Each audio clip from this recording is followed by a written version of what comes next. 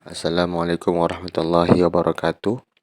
Jadi sesuai dengan video sebelumnya, pada video kali ini kita akan memulai membaca mukaddimah daripada Syekh Ibnu Hajar Al-Asqalani.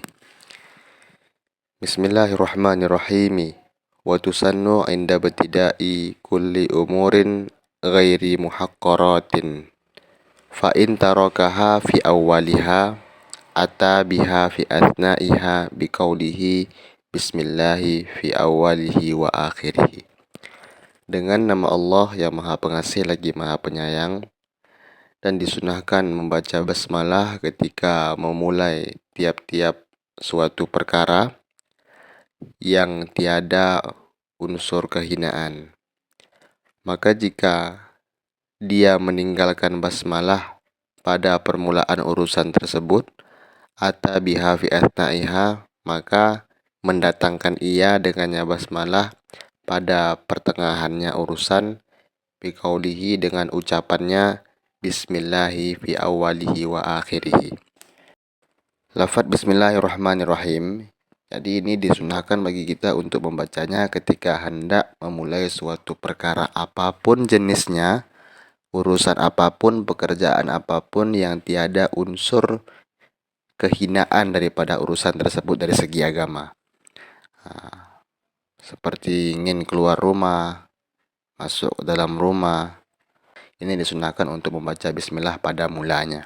Maka apabila seandainya kita lupa untuk membaca bismillah pada awal mula pekerjaan tersebut, misalnya makan nih, makan kita lupa membaca bismillah pada awalnya, maka disunahkan untuk membaca bismillah pada pertengahannya dengan kalimat bismillahi fi awalihi wa akhirih, dengan nama Allah pada permulaannya suatu perkara dan akhirnya suatu perkara. Alhamdulillahi fi kulli hainin aw zamanin qalla aw kathura wa awqatin wa hiya azminatun mahmudatun wa hiya min atfi khasin ala ammin. Segala puji bagi Allah pada tiap-tiap masa, artinya masa yang sedikit ataupun luang, banyak, wa awqatin dan tiap-tiap segala waktu, dan maksud awqatin adalah zaman-zaman yang dibatasi.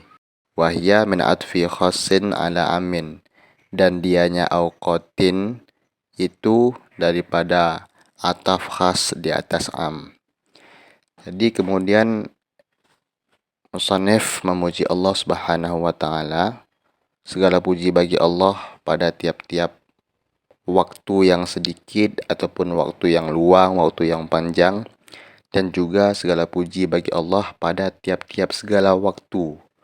Jadi maksud segala waktu di sini awqatin, yaitu jamak muannas yang salim, maksudnya adalah waktu-waktu yang dipujikan. Ketika kita ataf lafadz awqatin kepada lafadz hainin, ini merupakan bagian daripada ataf khas di atas am, karena lafadz awqatin ini lebih khusus dibandingkan dengan lafadz hain. Wassalatu ayil atfu minallahi wa min ghairihi ala rasulihi ila kaffatil khalqi. Dan salah artinya kasih sayang daripada Allah dan daripada selainnya Allah, itu di atas utusannya Allah, rasulnya Allah. Kepada siapa diutus? Kepada seluruh makhluk.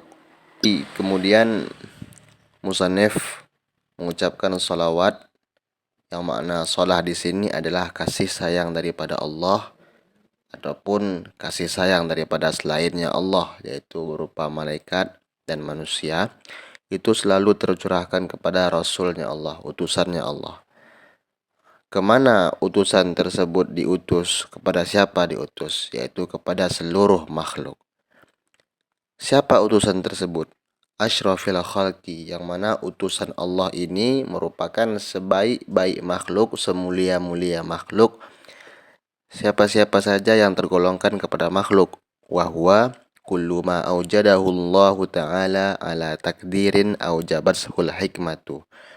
Makhluk ini adalah kullu ma aujadahu Allah, tiap-tiap yang Allah adakan dalam tanda kutip ala takdirin aujabat sahul hikmah, yang hal tersebut yang Allah adakan tadi itu wajib adanya hikmah. Seperti dalam ayat Rabbana ma khalaqta hadza batila. Wahai Tuhanku, tidak ada yang Engkau ciptakan di bumi ini dalam bentuk sia-sia, semua ada hikmahnya. Jadi yang paling mulia daripada makhluk itulah Rasulnya Allah Subhanahu wa Ta'ala.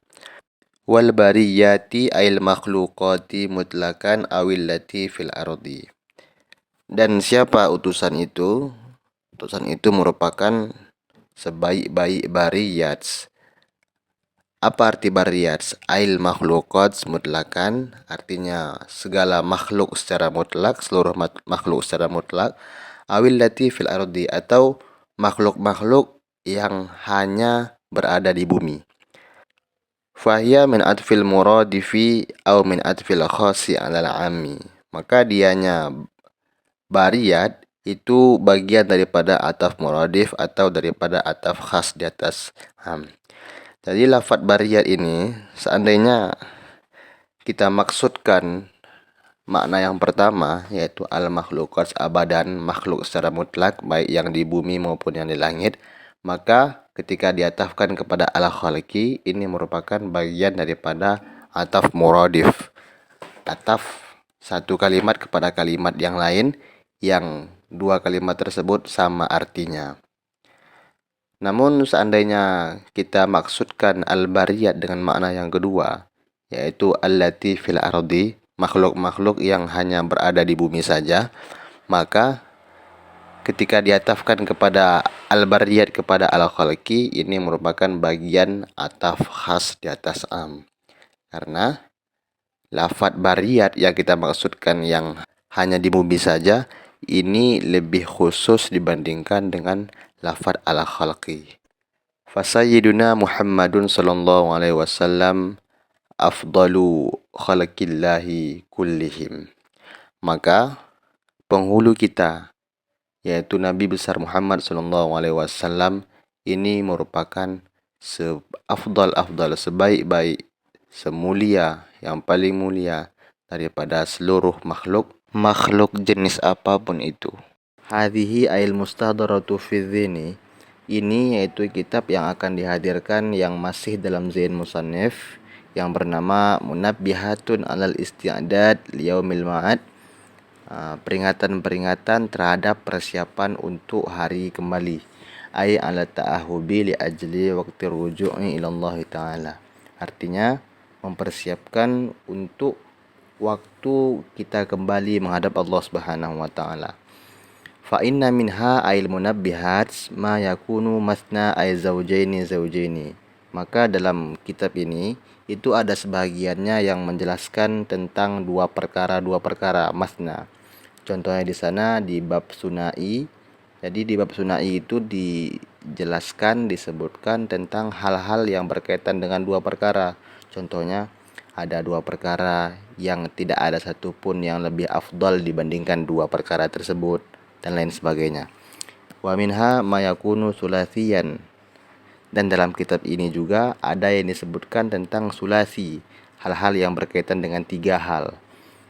Contohnya di sana disebutkan di bab sulasi ada tiga hal mengapa Allah Subhanahu wa Ta'ala menjadikan Nabi Ibrahim sebagai khalilnya, sebagai kekasihnya, hingga sempurna kepada 10. Jadi ada bab sunai, sulasi, rubai, sampai bab yang menjelaskan tentang 10 perkara. Wa jumlatul maqalati mi'atani wa arba'u asyarah. Jadi jumlah keseluruhan daripada makalah dalam kitab ini itu berjumlah 214 makalah. Al-akhbaru khamsatun wa arba'una. Jadi di antaranya ada 45 hadis, wal bawaki athar, dan sisanya itu adalah perkataan daripada sahabat dan tabi'in atau yang diistilahkan dengan athar.